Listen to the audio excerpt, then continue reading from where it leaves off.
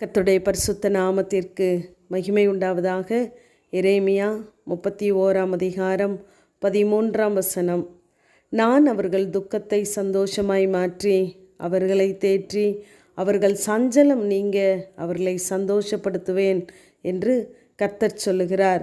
நாம் சோர்ந்து போவதை கூட விரும்பாத தேவன் நம்முடைய துக்கத்தை, நம்முடைய கண்ணீரை, நம்முடைய பாடுகளை, நம்முடைய எதிர்பார்ப்புகள் எல்லாவற்றையும் அவர் சந்தோஷமாய் மாற்ற அவர் ஒருவரே போதுமானவர்.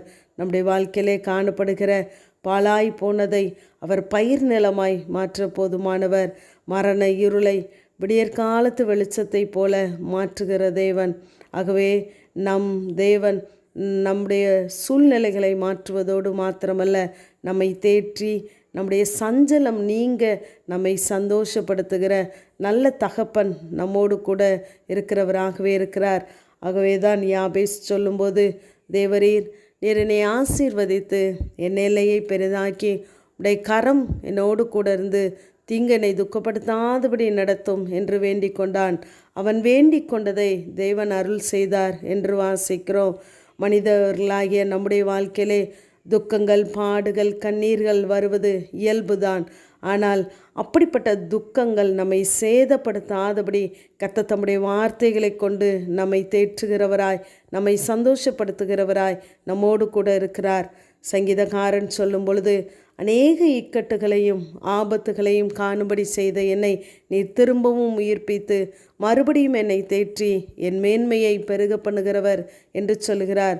ஆகவே எத்தனை இக்கட்டுகள், ஆபத்துகள் வந்தாலும் அவை எல்லாவற்றையும் மாற்றி இந்த நாளிலும் நாம் தேவ சமூகத்திலே நின்று தேவ சத்தத்தை கேட்கும்படியான பாக்கியத்தை தந்திருக்கிறார்.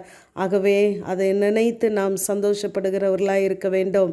நாம் வேதாகமத்திலே மார்த்தாள் மரியாளுடைய வாழ்க்கையிலே நாம் ஒரு சம்பவத்தை கவனிக்கலாம். லூக்கா 10 அங்கு இயேசுவை மார்த்தாள் மரியாளும் தன்னுடைய வீட்டிலே அழைக்கிறார்கள். அப்பொழுது அங்கு லாசரு இல்லை. ஆனால் யோவான் 12 லாசருவும் அவரோடு கூட பந்தி இருந்தவர்களில் ஒருவனாயிருந்தான் என்று வாசிக்கிறோம்.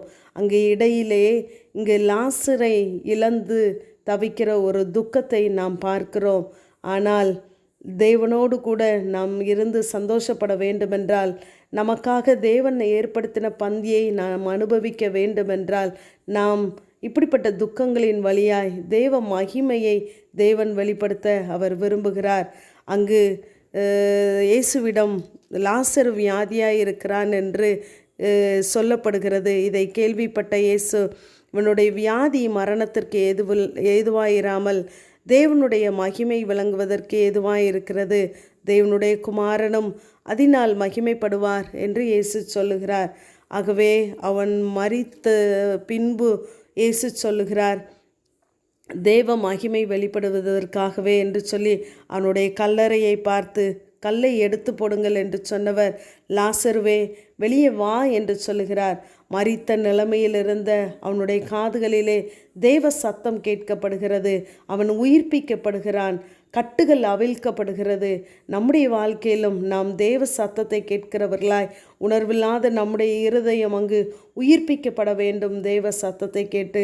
அப்பொழுது நம்முடைய வாழ்க்கையில் இருக்கிற எல்லா கட்டுகள், தடைகள், எல்லா பலவீனங்கள், அறியாமைகள் எல்லாம் கலற்றப்படும் பொழுது நாம் தேவனோடு கூட தேவன் நமக்கு ஆயத்தம் பண்ணி வைத்திருக்கிற சந்தோஷத்தை நாம் அனுபவிக்கிறவர்களாய் மாற முடியும்.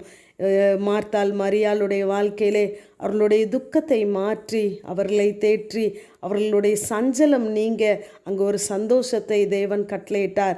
நம்முடைய வாழ்க்கையிலும் இப்படிப்பட்ட சூழ்நிலைகள் காணப்படும் பொழுது தேவன் நம் மூலமாய் அந்த துக்கத்தின் வழியாய் அவர் மகிமைப்பட்டு நம்மை சந்தோஷப்படுத்துகிறவராகவே இருக்கிறார்.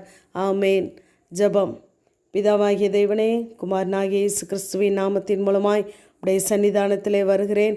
அவர்கள் சஞ்சலம் சந்தோஷமாகவும் அவர்கள் துக்கம் மகிழ்ச்சியாகவும் மாறின என்ற வேத வார்த்தையின்படி இப்பொழுதும் துக்கத்தோடு, பாரத்தோடு, சஞ்சலத்தோடு இந்த வார்த்தையை கேட்டுக்கொண்டு இருக்கிற உடைய பிள்ளைகளுடைய வாழ்க்கையிலே இவர்களுடைய துக்கங்கள் எல்லாம் சந்தோஷமாய் மாறட்டும், மகிழ்ச்சியாய் மாறட்டும்.